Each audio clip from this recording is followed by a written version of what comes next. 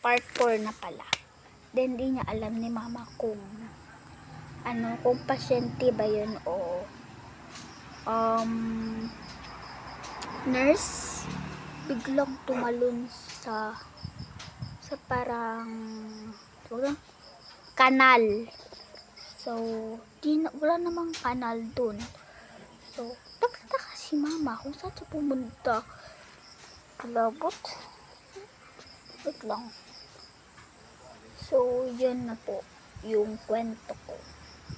Then next natin,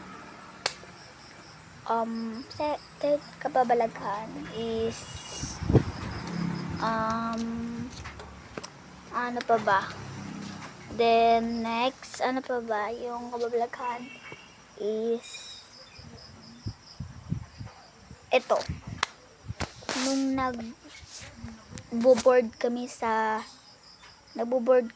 casting, kada gabi may kumakatok 3 beses. Parang yung katok na is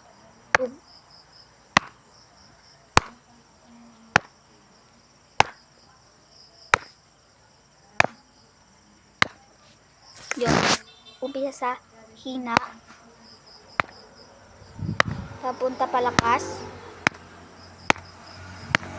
yun yung katok niya guys. Then di namin alam, tapos paglabas ko wala namang tao.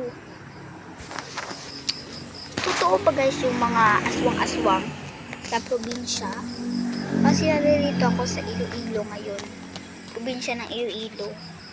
So totoo ba talaga na may aswang dito? Then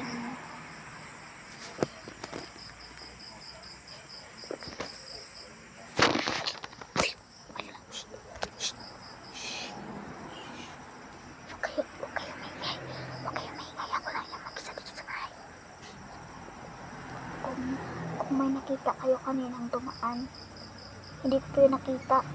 Kung ano po nakikita nyo ngayon, hindi ko po yung nakikita ngayon.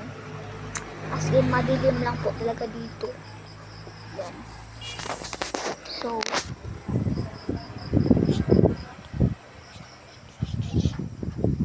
God, huwag kayong ingay.